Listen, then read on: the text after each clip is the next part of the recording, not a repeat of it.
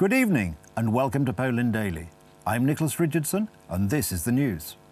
To discuss Friday's terrorist attack in London, I'm joined on the line from London by Grzegorz Byczynski, Editor-in-Chief of the British Poles UK portal. Good evening, George. Thank you for joining us. Good evening, Nicholas. Hello. Do we know much more since Friday? We don't know much more, but we know a little bit more.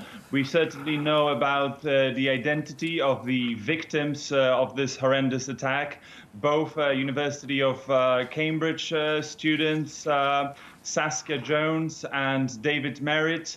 It is incredibly sad because there were young people who had their whole future ahead of them. One of them, David, who was killed, he dedicated his life to fighting racism, fighting the prejudice against minorities. He wrote a thesis about the overrepresentation of minorities in British prisons. He's defended multiculturalism a number of times, and he said that racism is the reason for many troubles in the world, and he defended refugees intake into Britain, and for this to happen to him just is even sadder. It is. Now, the Mayor of London said this was a sort of random terrorist attack and the assailant was a convicted terrorist. Is there any suggestion this may have been connected with the upcoming NATO summit, which is taking place in the UK this week? There is such a possibility. As we know, the terrorists, they like to pick certain dates which will be promoting their ideology or promoting fear, and this could be linked. I do not think this is a random attack. I think the threat level in the UK, the terror threat level is very high, and what is frightening for Londoners, and not only people in London, is that many people, co-conspirators of Usman Khan, who was sentenced in 2012, are free and they're roaming the streets. I think at least 2 or 4 of them are here in the UK free, and they may be planning to do another lone wolf attack of this sort. And of course, it's worth bearing in mind that we have the British general election coming up on the 12th of December. This attack, which involves the heroics of a Pole, of course, plays into all sorts of issues which are going to be discussed, including immigration, including policing and law and order and budgets for law and order. How do you think this attack and the reaction will have any impact on the general election? Oh, well, this attack has been already highly politicized, which happens, which shouldn't happen, but unfortunately, as we can imagine, for example, Andrew Mao was grilling the Prime Minister Boris Johnson that it was his government responsible for the early release of Usman Khan, the terrorist. Boris Johnson was defending himself that it was the law that was introduced by the Labour government, previous government, that is to blame for an early release of these terrorists. So there is a huge blame-to-blame game. Jeremy Corbyn, the leader of the Labour Party, has been mentioning that these are the foreign wars and the terror that the UK has participated in creating many refugees and then forwarded the radical ideology into other countries. So this will be highly mentioned in the upcoming days, as the election day is only 11 days away. Of course. George, that's all we've got time for now, but thank you very much for joining us. We'll speak to you again in the future, no doubt. Thank you. Thank you very much. Take care.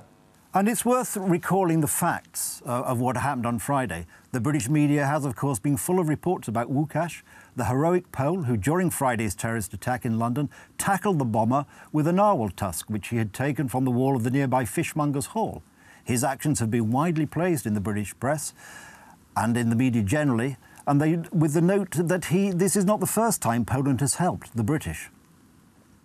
Oh, listen, one of the great things about London is our diversity. It's a strength, not a weakness, and I'm not surprised at all that when I talk about the best of us, that includes EU citizens who are non-UK citizens. And one of the things that I'm so proud about today is we saw yesterday one example of the worst of humanity in the actions of this terrorist, but many, many examples of the best of humanity. And when I say the best of us, I include EU citizens, and I'm really proud of the response of people inside Fishmongers Hall, but also on London Bridge. And what I say is there are many reasons to be depressed and to be gloomy and to think the worst of people.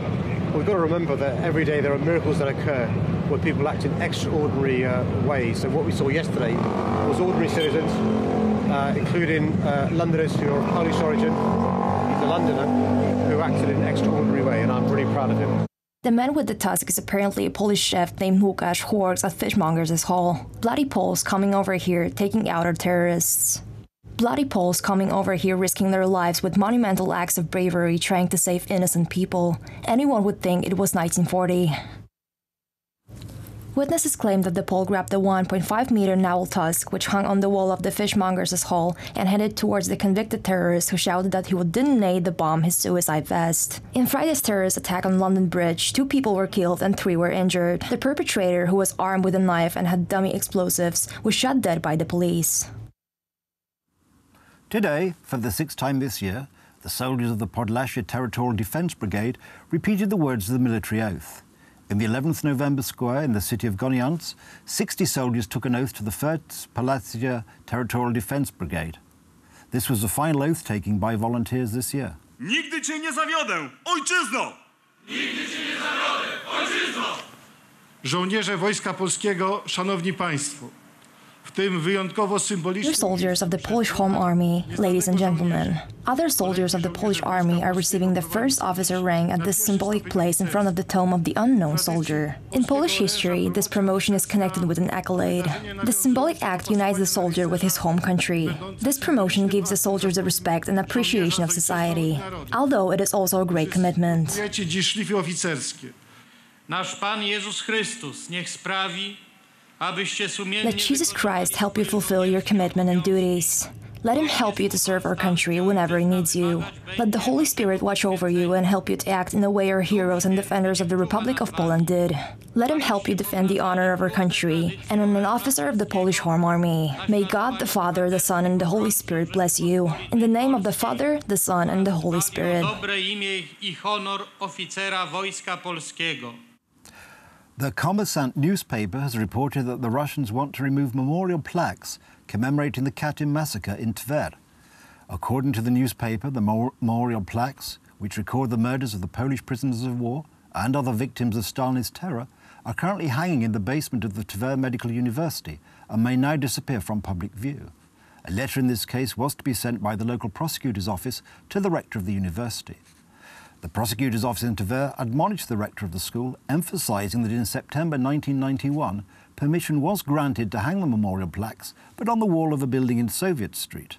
Prosecutors demanded that the mistake be rectified, while at the same time saying no documents have been found to confirm that Polish prisoners had been shot there.